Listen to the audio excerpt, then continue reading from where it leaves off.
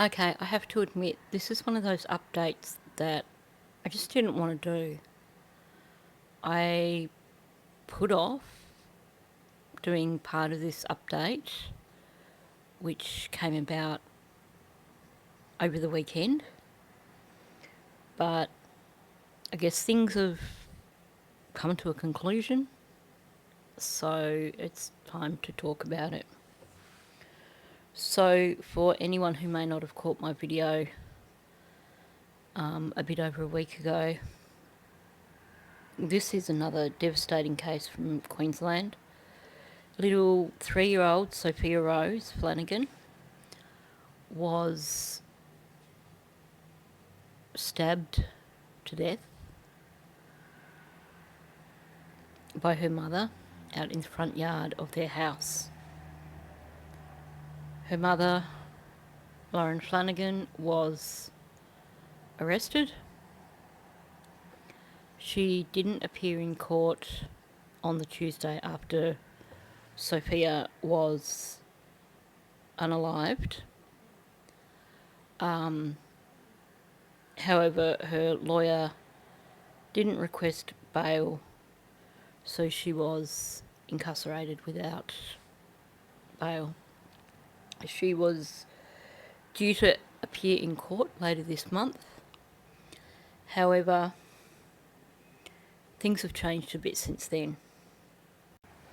So on Thursday of last week, Lauren was transferred to the Brisbane Women's Correctional Centre, where she was placed in an observation cell. Basically, it's a cell with a camera where inmates are closely watched in case of them deciding to end themselves, let's say. On Friday evening, she was found unresponsive in her cell. They're the only details we've been given with regards to why. And of course, information that's been provided to the media is somewhat ambiguous. So she was rushed to the Princess Alexandra Hospital and she was in ICU, where on the Sunday night just gone, she passed away. The information that's been given to media is that she had a medical episode. That doesn't necessarily mean that it wasn't a medical episode of her own doing, but until there's been a coroner's investigation, we won't know the truth of that. So there will be a coroner's inquest, which, as you probably realise, is going to take quite some time, I would imagine.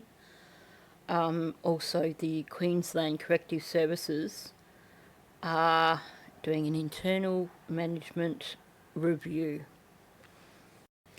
I have no knowledge of what correctional services are like in Queensland, so I can't predict which way that will go. I know in some states an internal management review would either lead to scapegoats being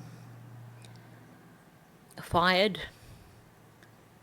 even if they were not necessarily connected, or could lead to basically a cover-up. I think, hopefully, whatever information needs to come out will come out from the coroner's inquest.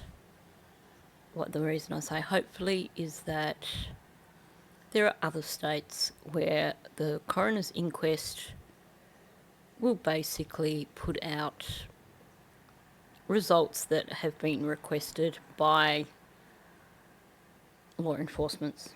In other words, they won't put out anything that will contradict what's already been decided by law enforcement. I'm not saying this is what would happen in Queensland. I'm just saying I know of at least one other state where that happens with coroner's reports. That said, that other state is somewhat insular, somewhat separate from the other states, and does tend to just do its own thing anyway. Anyway, enough of the politicising of things. On Sunday, a vigil was held at the Moore Park Beach waterfront for Sophia, with quite a large number of community members in attendance. Something which I think is utterly beautiful is the memorial that was put on the sand for her. Looks like it's been done entirely in glow sticks.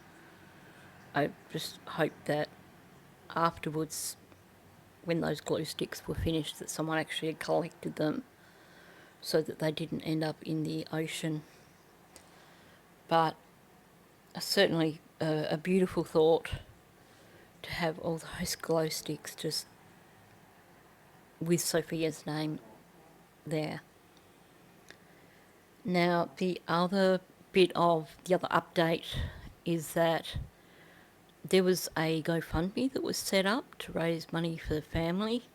As you are probably aware, if you've seen the first video that I did, there are 2 other children younger than Sophia, a 1-year-old and a 2-year-old, who were left behind, and of course their father. So they've now lost a sibling and their mother. So there was a GoFundMe that was set up by a friend of the family. I'm not going to share the GoFundMe details, however, because I'm extremely cynical about GoFundMe when there are cases like this that are highly publicised. Now, I would imagine, given that the GoFundMe has been put out there by media as well, that if it was fraudulent in any way, that by now it would have been shut down. Although that said, I think the father of this beautiful little girl's probably got far too much on his mind to be worrying about what's being said in the media, and may not be aware of this GoFundMe. So I'm simply not sharing the information on the off chance that it is yet another one of those GoFundMes that's been set up by someone who's actually got no connection to the family. Were it set up by the church or by, someone directly linked to the family, then yes, I might be recommending it, but I just want to be cautious. That said, I'm not saying that anyone who wants to donate to the GoFundMe shouldn't do so. I'm just saying that I'm not providing links, and that people who are keen to donate to the GoFundMe, I'm going to let them do their own research. So, like I said, it's a really sad update, a rather tragic update. I don't know what happened to the mother. I still can't excuse what she did to her daughter, no matter what. But to me, the tragedy here is that there's 2 little babies who are going to grow up without their big sister and without their mother. And that is such a sad situation, such a tragic situation. So, on that note, I'm going to finish here. There's really not much more to add. Well, there's nothing more to add, really. Just a horrible, horrible situation that should have never occurred. So, on that note, thanks for listening, and I'll catch you in the next one.